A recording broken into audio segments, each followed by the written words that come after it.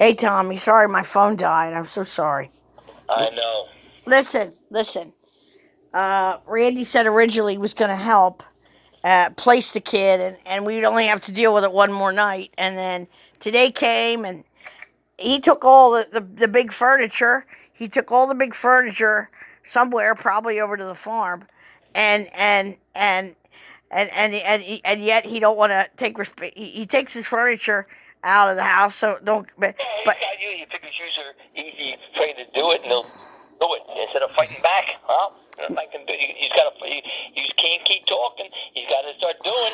Because if not, you're going to get stuck with the yin yang chain. You're going to get. Tommy, I yelled at Randy, and I really yelled at him. There's no reason you got to stop that yelling. You got to say no. I said, no, we can't do any more. He said, well, I can't do any more either. Well, then, and I said, wait a minute. You're a minister, Randy. I said, you're supposed to help the. He said, all those churches have special organizations that do it. Jenny.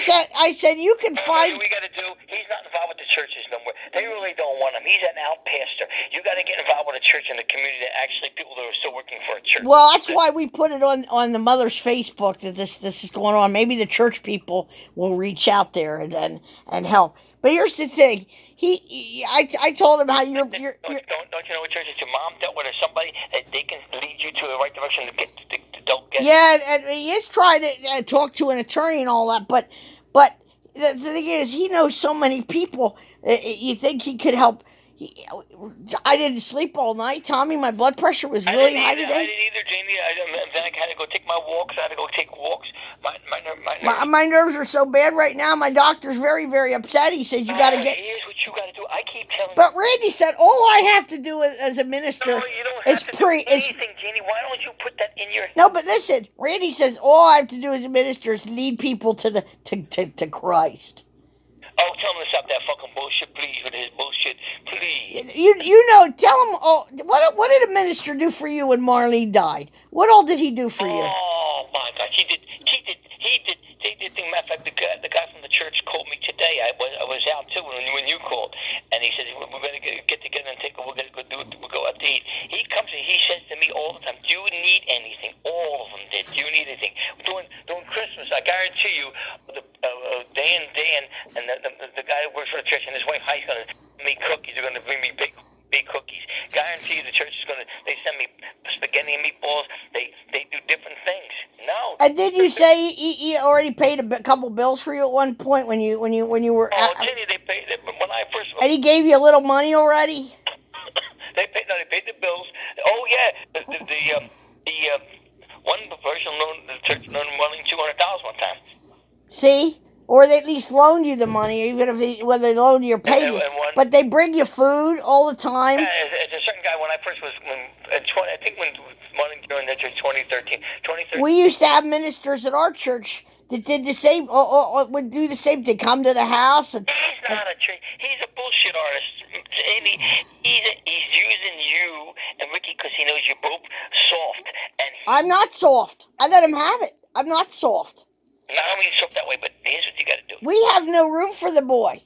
And even Randy said, well, we're not responsible. We aren't responsible. No, and he said he's not either. But he could be out there helping to place him in a mission or... Oh, if you look at ministries, certain ministries, even, remember, what was that called?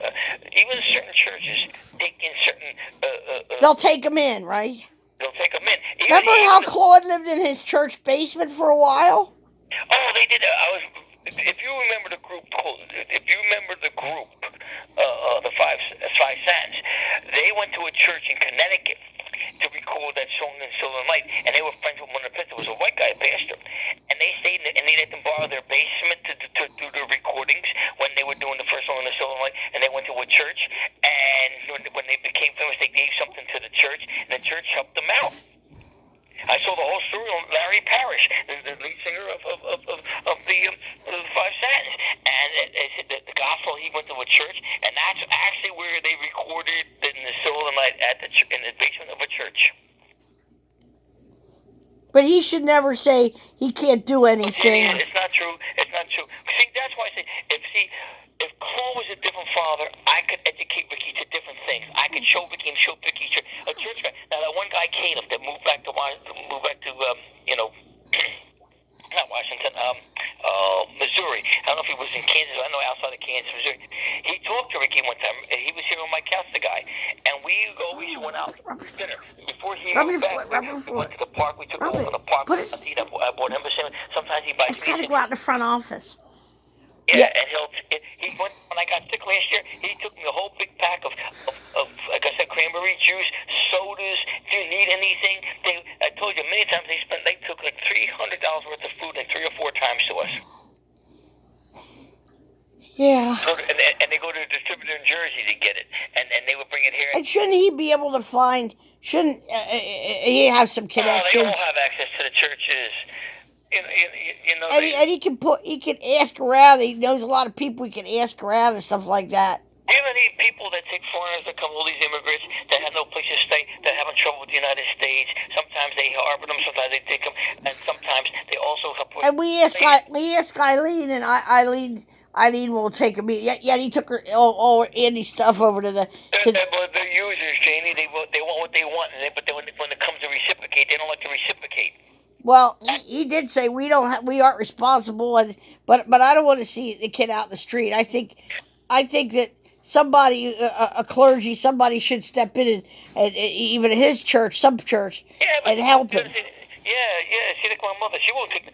Mickey and her won't take. Mickey won't take nobody yet. Like she says, she wouldn't have Claude come there, but she says, "Oh, Danny's more than welcome, but I can't help him. Maybe give him treat him to a little Hormel meal once in a while. Yeah, or take a shower once in a great while, or even do his laundry once in a while. I told him that's the extent of I can do. That's it. Yeah, and he understands that. But you without yelling, without screaming, you can keep telling people like I told you to left and right. But sometimes I just say, like when I told Joey, but what about when he shows up in the driveway? Unexpected, just brings his car here. No, you can't. You can't do that. You don't let him in. You can't do that. You gotta say. You have to turn around. You're gonna have to turn around. Look at Bruce did to Mark. Mark drove all the way to Virginia, and Bruce made him turn around. Okay, Ricky hurt his foot. And that was his nephew. Ricky hurt his foot. I want to make sure Ricky's okay. He just kicked something and hurt his